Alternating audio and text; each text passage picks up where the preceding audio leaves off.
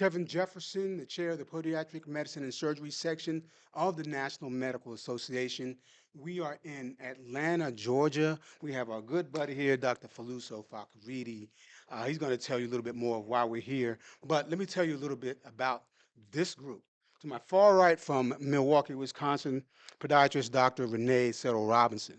To my far left over here, Dr. Gregg Williams from the Big Easy, New Orleans, another podiatrist. We're all in this limb preservation space, right? Yes. And we have significant challenges when we're dealing with this, and we're going to talk about it a little bit. But the main reason why we're here in town on this day and tomorrow is to honor our dear brother, Dr. Faluso Fakorede, Yes. interventional cardiologist from Cleveland, Mississippi, Yes, sir. and honorary podiatrist and honorary Amen. member of the podiatry section. Yes. We're going to talk a little bit about what he does and the role of an interventional cardiologist like himself to stem the tide of peripheral arterial disease. What he's done down in Cleveland, Mississippi, down in the medical desert in the Mississippi Delta is unheard of. Just his work alone has been able to decrease the limb amputation rate by more than 80%.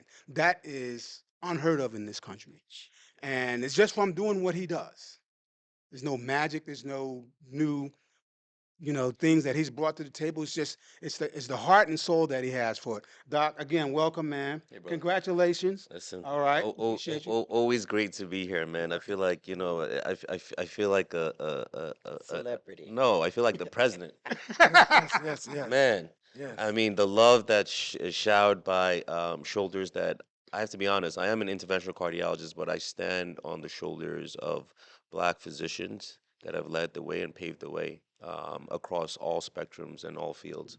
And to my left and to my right, you'll see nothing but the epitome of excellence when it comes to not only quality physicians that you'll send your mom or your dad to or yourself to, but also people who help uplift you as you go through this journey. And I've been blessed to be part honorary member of the Yes. NMA podiatry session. Yes. Well Uh, deserved. I am a Tomigo, and maybe whatever you want to call me, a podiatrist, in Omigo. Tomigo, right? I heard that the other day, by the way. Victor Hugo. Yeah, amigo to amigo. But it's just I learn from y'all every single day, and I'm proud to be here to not only represent our communities, our respective communities, but also our why, the why as to why we got into this space in the first place, Mhm. and why we are using these megaphones to amplify the messaging tonight. Amen. Yes, sir. One of the things that we're doing tomorrow, tomorrow evening, we will be at the Morehouse School of Medicine here in Atlanta, and we're going to have them talk a little bit more, but it's going to be a viewing, a, I guess a release of sorts, of, s- Yeah, of Bloodlines, Bloodlines, Mississippi. Mississippi. Why don't you Yeah, break that down a little yes, bit? sir. It's the second showing of the movie here in Atlanta. Hmm. So the genesis of Bloodlines, Mississippi is a short documentary that was curated by the Nobel Prize Foundation. They reached out to me in 2022 and wanted to discuss what I had titled at the time, the Black American Amputation Epidemic. As y'all know, that epidemic is something that is unacceptably high in our patient population in our Yes, it communities. is. But also, we know that there are solutions that need to be addressed. And one of the things that they were interested in is that in 1923, a Nobel Prize was given for insulin Hmm. that changed the trajectory of diabetes. And then in 1956, angiography, which is the process that, as any interventionalist knows, is the process of going into blood vessels and arteries and veins and open up blockages, Right. that got a Nobel Prize too. Mm. So, in spite of the advancements and the technology and all the laureates that have worked so hard Mm-hmm. to make this discovery, Mm-hmm. what they found out that in medicine there are still systems that have failed to deliver those discoveries to the communities that need it the most. Mm. And so they wanted to use our platform in Mississippi as one of three global initiatives called Discoveries in Medicine, where they highlight the work of laureates and the current work by messengers who are trying to amplify the messaging to try and get that such discoveries to those systems or to those people who are not getting it. And in the black population, as you all know, a year before an amputation, 80 to 90% of our folks have never either had a vascular testing, seen a primary care doc, a podiatrist, or had an angiography before an amputation. or any type of vascular screening Exactly, for that matter. exactly. Yes. Yes, sir. So we represent various portions of the country. I'm in the East. I'm the East Coast elite, as they call us. Renee, Renee's from the heart. Renee's from the heartland. She's in the Midwest. Greg, you and Greg are down in the dirty South, right? I mean, I'm kind of a Mississippi. hybrid though. You kind of What a, is Because the because dirty because, South? because yeah, because I kind of grew up in New Jersey, New York. So, Okay. yeah, so I'm But a hybrid. I'm a Yankee yeah, I got you. adopted Delta son, right? Okay, bet. But and Miss Renee is my dear mentor. So I represent her. You got that southern, No, well, you got that originally southern love from down there. Yeah, Washington, yes. D.C. Yeah, myself. Exactly. So we So, represent all of us. transplanted. Yes. Yeah, all of us. But We we just are. miss, we but just missing the West Coast. There you go. They'll be out there tomorrow. So we all have faced some of similar significant challenges in the limb preservation space. First, what I'm going to do is identify what limb preservation is. Limb preservation encompasses limb salvage. Limb salvage occurs when the patient and their leg and their limb is behind the 8 ball. Now we got to go in there with a massive wound, a massive infection, maybe even sepsis or close to sepsis, and perform surgery and other advanced techniques to save that person's leg. Because if you save that person's leg, you save that person's life. But what limb preservation does, it encompasses that, of course, but it's everything that we do before the patient gets behind the 8 ball, Exactly. Mhm. Exactly. right? Right. You're The correct. vascular screening and vascular intervention, uh, foot care that we in the podiatry sector provide regularly. It's not all just going in there with knife and hammers. We're in Yeah. there doing the regular care as far as skin care, nail care, dealing with deformities and things of that nature. We do non-invasive vascular testing in our offices, and when we find something, we send our patients to guys like this right here who will further investigate, and if anything needs to be done interventionally, they go in there and they open those pipes back up. Correct. And it's a team effort. It's just not us. It's just not him. It's home visiting nurses. It's primary care doctors. It's emergency room doctors. We're all involved in this. In our section, for the past 4 years, we've had a part of our national convention, the NMA national convention, is what we call the Limb Preservation Symposium. And we have physicians, not just podiatrists, but physicians across the spectrum of medicine, family care, pediatrics, emergency, psychiatry, legal. Yeah. And then we have policymakers, Yeah, yeah. people in state houses, Sure. members of Congress, Sure. there's members and staff who would talk about the policy issues when it comes to saving the leg. But we all have some challenges. What are you facing down there, Greg? I think the main challenge is not just education, awareness, exposure, especially when you're dealing with the South, you're dealing with um, clientele of patients who may be underinsured, Mm-hmm. may have no insurance at all, but these patients still need care. And sometimes I'm always a firm believer, especially with patients that may have the lack of insurance or underinsured. That's where you're going to see most of the pathology. Mm-hmm. And so most of the pathology is there because of the lack of resources. They may not be able to get to your office. They may have to take public transportation. A lot of times they may have to be seen at a state hospital. And if you have an infection or an abscess and they tell you that it's going to be a year for your appointment, what is that patient supposed to do? So most of the time they'll wind up in someone's ER, sugars over 400, diet out of control.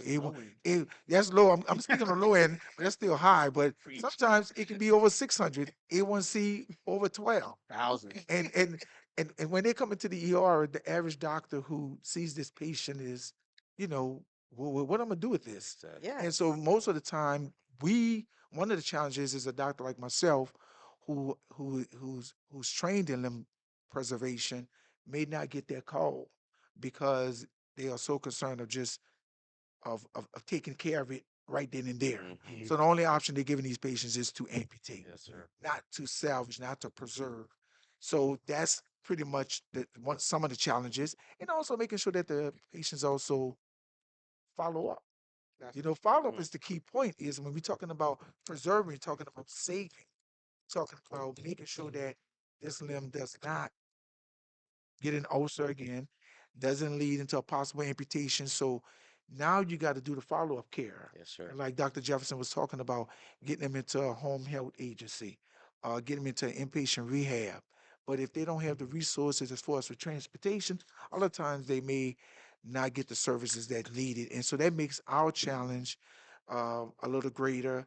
That makes the task even a little harder. So when you're talking about this quality of work that all of us are involved in, you definitely not only have to have a passion for it, but you got to have a desire to make sure that you provide this service, even though the patient may not know the seriousness of it. But as long as they see that we care, you know, if you can get to one patient, you save many. You know? So Renee, what's happening? What are you seeing in Milwaukee in the Midwest, up in that area? Some challenges Okay. for our patients who are stuck in this precarious place. So for me, one of the biggest challenges is just getting the patient on board with what's happening to create that reality of what they're going through and what they're going to have to face. I'll explain it to them in the simplest, most regular everyday terms that I can possibly think of. I'll go in there with my blade ready to cut away anything that looks like it's going to prevent them from healing, because that's what we do. And so I tell them I'm the cleanup woman. So I'm coming in here, I'm going to clean this up and get rid of all of this. It's not just a song. But not just the song. That's my theme song. But then I let them know that their blood flow is not good enough and I'm going to have to send them to the vascular surgeon. And I said, now don't be excited about the length of those words because he's basically just the plumber for the body. He's going to go in there and check your pipes like they do with Roto-Rooter. And they find out where the clog is and either go around it, that's why they call it bypass, or they'll go through it and clean it out, kind of like Roto-Rooter does your pipes, or they'll stick something in there and have it open up like a stent. And I said, so that's basically what they're going to do. They're going to restore the blood flow to your feet because no matter what I clean away, the antibiotics that you need to get rid of those germs cannot get there unless you've got blood flow. So then the next thing I have to do is get them on board to be a support and not a hindrance to that process because the drinking, the smoking, the drugs, the diabetes out of control, none of that is going to work in their favor. I have patients that I tell them, look, I'm diabetic too. That just means we're sweet people. And yes, I eat things I have no business eating. That's why they make drugs. So we can get those blood sugars down, right? No, but I tell them right now, you've got this open wound and there's a threat to losing your foot, your leg. So right now, you got to back off of all of that mess. When we get you healed, then you can go ahead and play again. But right now, it's too serious for you to be messing around. So So it's the patient. That's a physician you can trust. You Yes, know, sir. I was asked, how do you trust a physician? Not only does that physician explain it to you in the simplest terms, Hmm. but you talk about relatable. Yes, we all got the sugar, but that doesn't mean that we all got to lead to the end of that cliff and fall off that cliff. Yes. We things in moderation, but also prevention before we end up asking for help in its severest forms, knowing that that help might not be coming in the form of salvage or preservation, but rather the cut. Mhm. Yes. And that's what and that's what I took out of that messaging. Right.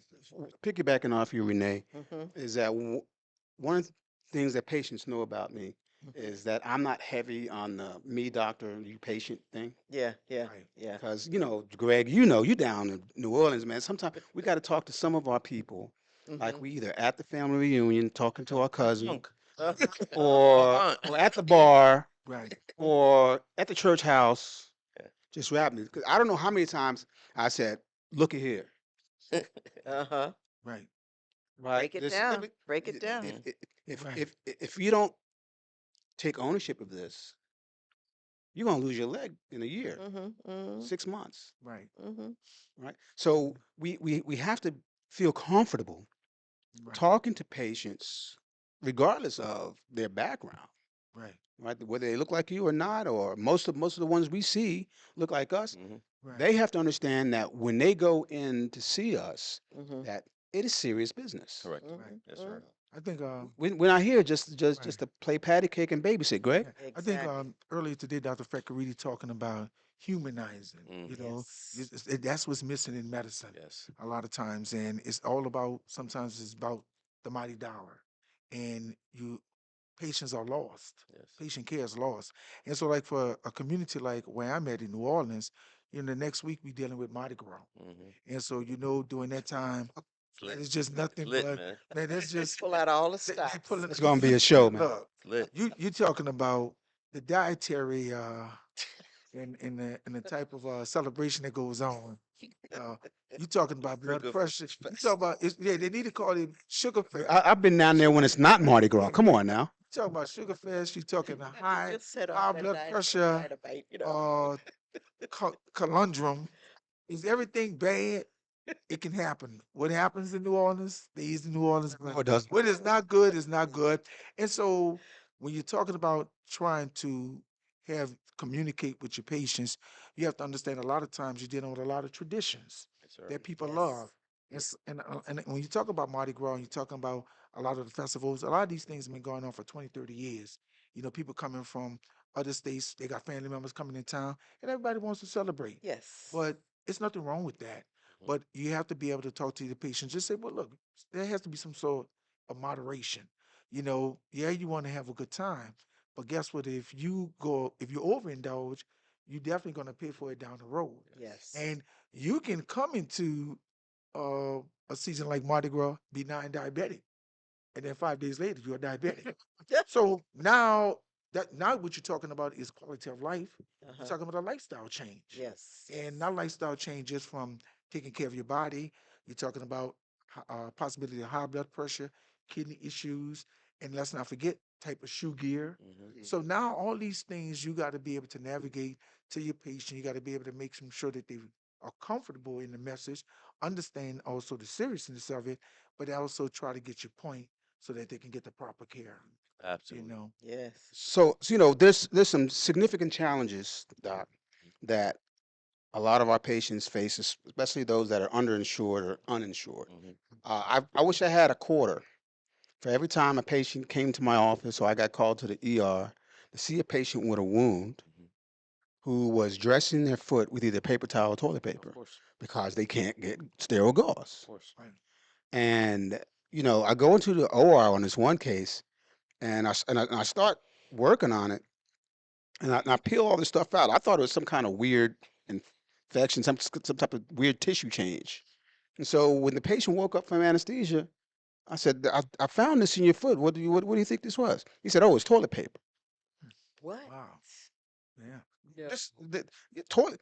It is. You know how your father and your granddad used to put a little toilet paper on their face Yeah. when Yeah. when they nicked themselves shaving. Yeah. That's where it comes from. Oh, That wow. Oh, wow. and we know that wound care supplies Mm-hmm.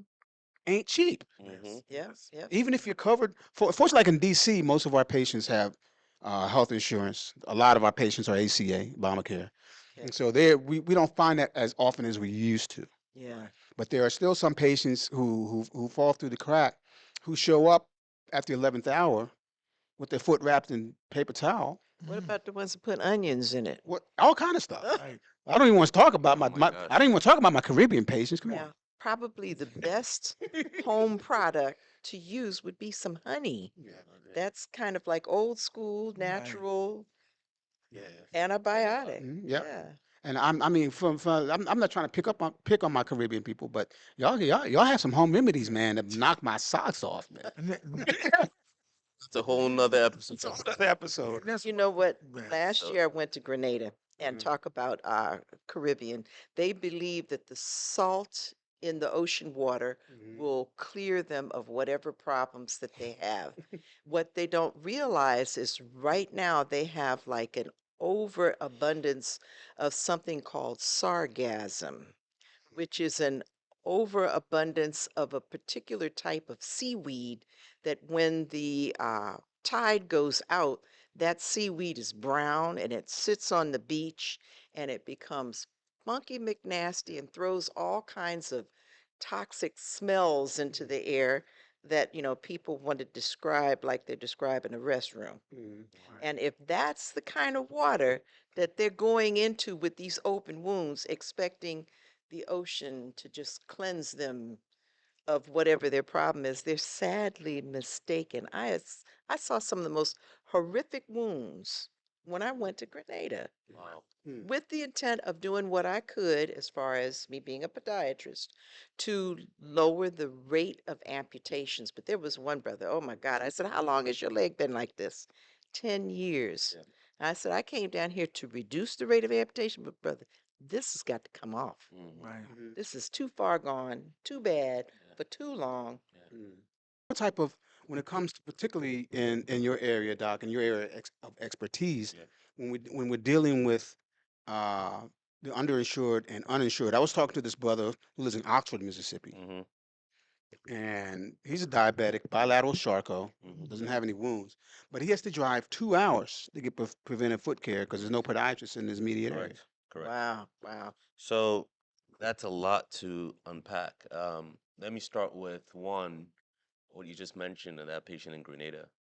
Um, I think and that's why the focus sometimes has to be on the upstream preventative side as to what led to that neuropathy that led to that wound or non-healing ulcer and led to that circulatory insufficiency.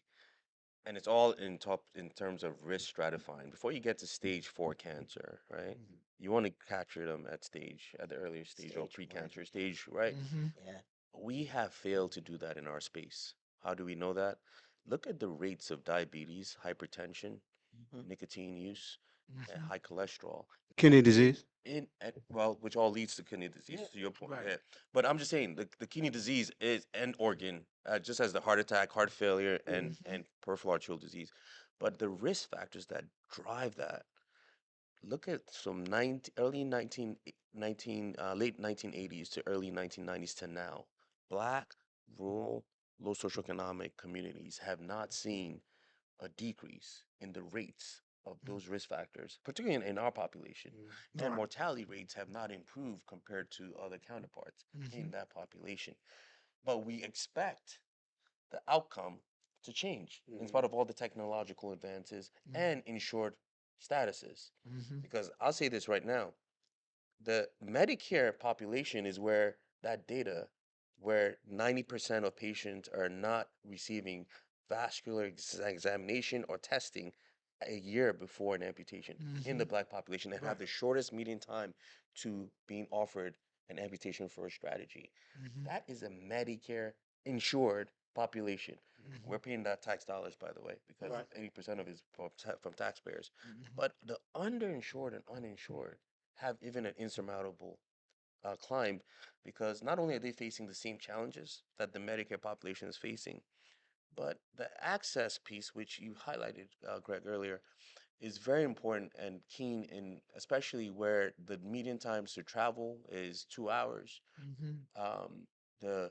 the rates of denials when you try as either as a physician to even get them their glucometer or something as simple as that. Not to mention their ABI or ultrasound. Not to mention a revascularization procedure. Mm. Those denial rates are Right. now becoming insurmountable. Right. Then let's tag on the fact that hospital closure rates in these areas are going higher. And let's talk about the elephant in the room. How many of us truly exist in this country? So Amen. only 17% of counties out of the 3,000 counties, over 3,600 counties that we have in America, um, only 17% of vascular surgeons work in those counties. Mm. So all counties in America, you only find 17% of vascular surgeons.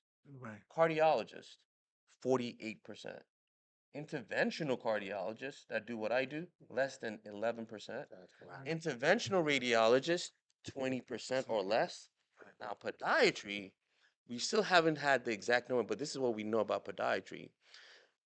Less than 15% work in rural communities, more work in metropolitan areas. Right. And some of the laws and some of the state laws that govern some of these areas, a la Mississippi, need to do a better job of getting their laws caught up so that they incentivize some of the recruitment and retention of podiatrists who Right. within their scope of practice. Mhm. And that's something that it's being looked at and worked on from a policy end. And Massachusetts, I think, is the other state as well that's being worked on. Right. But those are challenges that patients have to face. Is the social determinants of health, is the vascular deserts or podiatric deserts, or just physician desert, and is the fact that my literacy level is not where it needs to be for me to understand that that foot that has been turning brown for 10 years can lead to an early death or heart attack or stroke.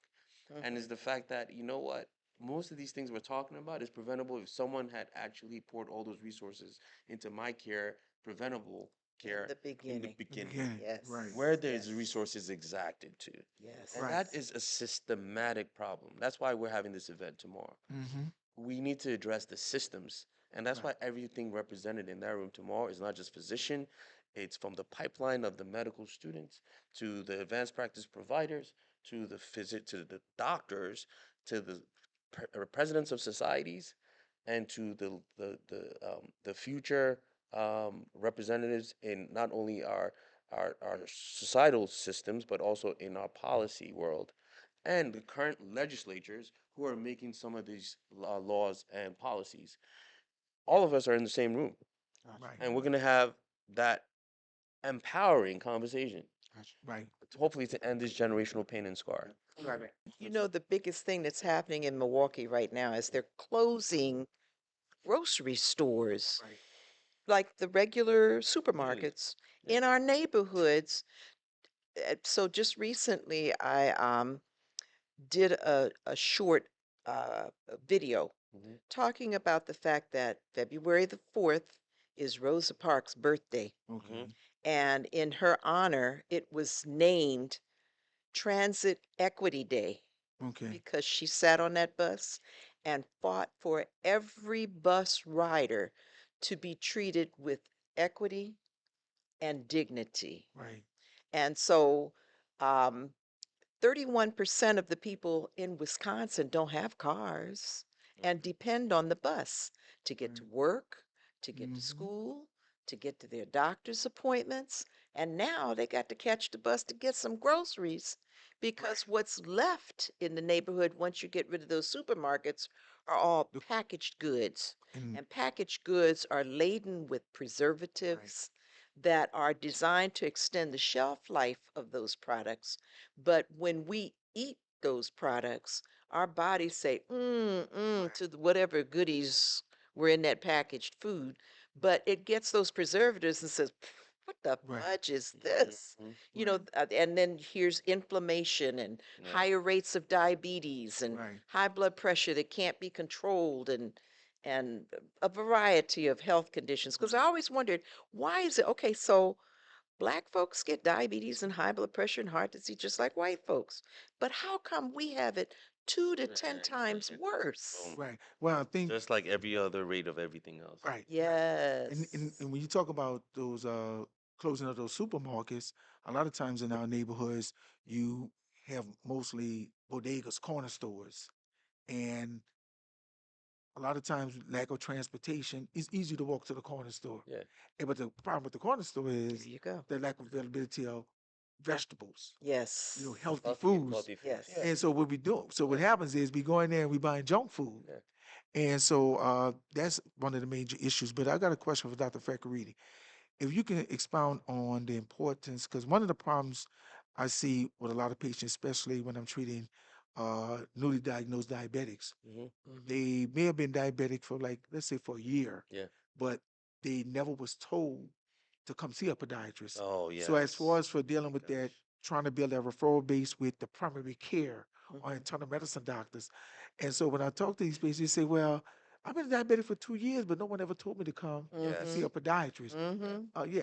So we have this disease in our field of medicine that's called lack of what I feel is should be appropriate referral pathway to a specialist who needs to take care of that patient with the highest quality of care. What does that mean? Not every primary care doctor has a podiatrist next door. However, every primary care doctor should know the rules. The rules are if you're a diabetic, just like both my parents are, right? At some point during that year, there are three important things they need to get done.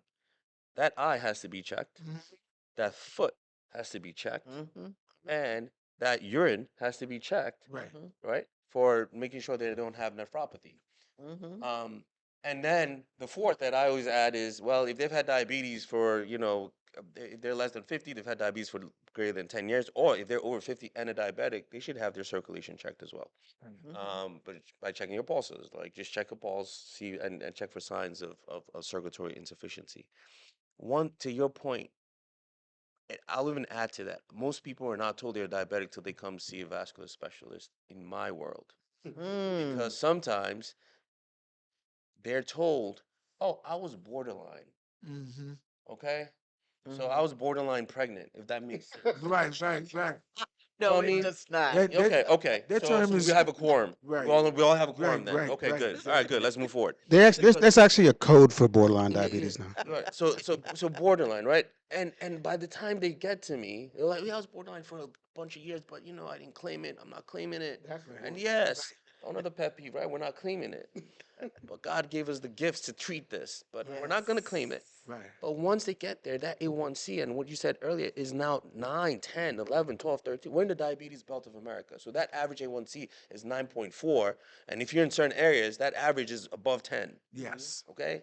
Hospitalization Yes, status. and then we're told, we, the Yes. vascular specialist or the podiatrist, is saying, well, has anyone checked your A1C recently? Yes. But has anyone told you you need to see a podiatrist, an eye doctor? No. Now, some of our colleagues are just swamped. And I'm sure some of them have iterated to a patient. But if you don't have that advocate in your room or that person who's saying, okay, give me a list of things we have to do, let me write this down so I can go home and explain it to him or her. Because it's too much for a patient when you're speaking to them and you're telling them you have diabetes. First of all, some people hear cancer when you mention diabetes and they stop listening. So when that conversation comes back up again, it's like, oh, I never heard anything that came out of your mouth. Right. So that's why it's good to have someone else in the room. Or we make that phone call, like, hey, listen, you need to have this and that checked. But there has to be that lack of inertia. I mean, there is an inertia right now to refer Right. because I don't know what you want to call that. If it's the complex, the God complex that some folks have, I don't know. or the lack of multidisciplinary training at the level where you should feel very comfortable even before you graduate to know that there are people who actually live this life Right. of treating people's feet and legs and limbs and can do it better than you. Right. And that is what we face when we are in the real world as attendings practicing. Exactly. So let me tell you this. I tell my patients that their feet are farther from their heart than any part of their body. And it's the first part of the body that's going to be affected with poor circulation. I said, now, if you go to your primary care doctor, knowing that people die from the feet up, and that doctor looks in your eyes, your ears, your nose, your throat, your mouth, listens to your heart and your lungs, but they don't look at your feet, find you another primary care doctor because that one's not on the ball. Right. And then I talk to my primary care doctor buddies and say, look, if your patients have 1 or 2 feet, send them to me. And they look at me like, 1 or 2 feet? I say, yeah, because you might have waited that doggone long until they lost one of them before you think about sending them to get foot care. So we're going to go ahead and get ready to wrap it up in here in a minute. Cause Doc, I know you've had a long day, man. You were on the radio this morning, and but yeah, this is fun. So this is Treating the we've done this before. I love sitting with my colleagues, and not just my colleagues, but these are my aces. Yes, These sir. are my friends. This is fam here, Yes, sir. It's beautiful. and we're Yes. there you go. Yes. And we These boots. and we're out here We're out here in these streets on the front lines of this epidemic. And limb amputation in this country, especially in communities of color, is an epidemic. Right. Person loses a leg within 5 years, 50% of them are gone. And the shame of it all is that we can do something about this. Yes. We can do something about this now. We don't have to wait for a new technology. We don't have to wait for somebody in Congress to, you know, try to come up with something. We all need to be aware. We all need to be attuned. We all need to get more training, get more education. I didn't start advanced wound care and limb preservation until 10 years into my career. Mhm. 'Cause I had to go back and learn stuff. I didn't come from that type of training. That's I had to go back and do it. Now it's it's no big feat. Right. So Doc, again, Mm. first of all, everybody here at the table, thank you very much.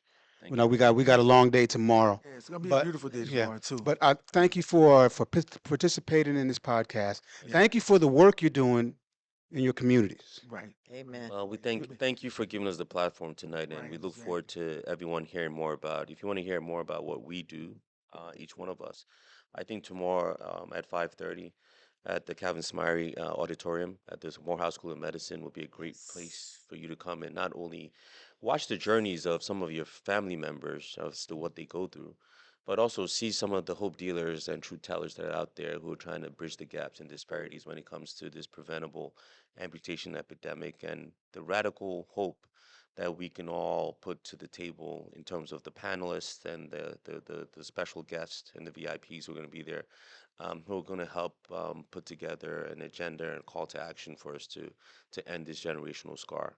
And so thank you very much for this platform. So this is not the end. We have more coming throughout the year.